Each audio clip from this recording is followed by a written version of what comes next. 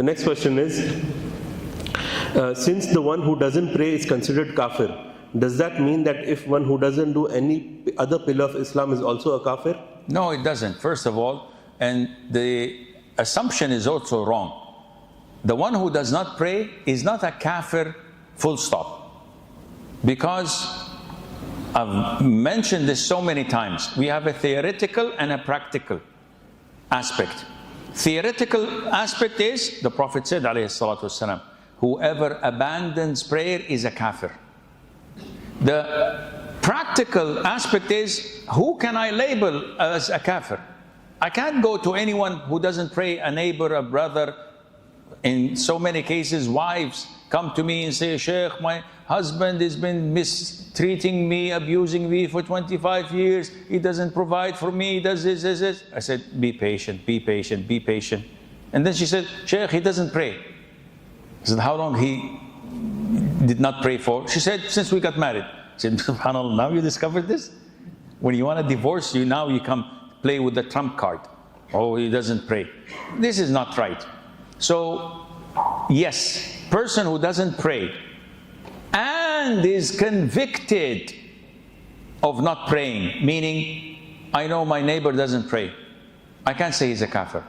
I bring him to the authority, to the Muslim judge, to the scholars, and the scholars speak to him, pray. He said, no, I don't want to pray. Why? I don't want to pray. I never prayed. Akhi, if you don't pray, you're a kafir. Your wife will be divorced from you. And if in a Muslim country, you might be executed, a capital punishment for your apostasy. Said, I believe in prayer, but I'm not going to pray. Akhi, you're going to be executed. So I don't care. He's a kafir, full-fledged. But someone who is not proven to be kafir. So many wackos come to me, Sheikh, my father doesn't pray. So can he be my wali? She wants to marry someone, her father doesn't want her to marry. So now she labels him as doesn't pray, so that her guardianship moves to her uncle or to someone who allows her to marry whom she wants. So I said, subhanallah, why do you want him to be kafir? She said, I want to get married. I said, okay, what happens if he dies today? And your family comes and says, here's $1 million real, your inheritance. Would you say, he's a kafir, but I can't inherit him? Or we would say, no, maybe he prayed, but I didn't see. Say, subhanallah, this is, again, adl, fairness.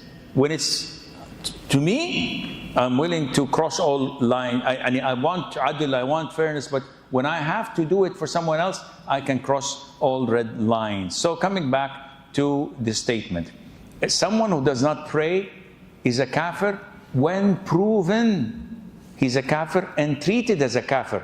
But if it's not proven, he's Muslim by default. Maybe he prays when I don't see him, maybe he prays at the end of the night. It's not proven. And he's treated as a Muslim, but on the Day of Judgment, Allah knows whether he's a kafir or not. I hope this answers the question. I don't know what the question was. Yes, it's correct. Okay. The next question is, I want to become... the other pillars are different.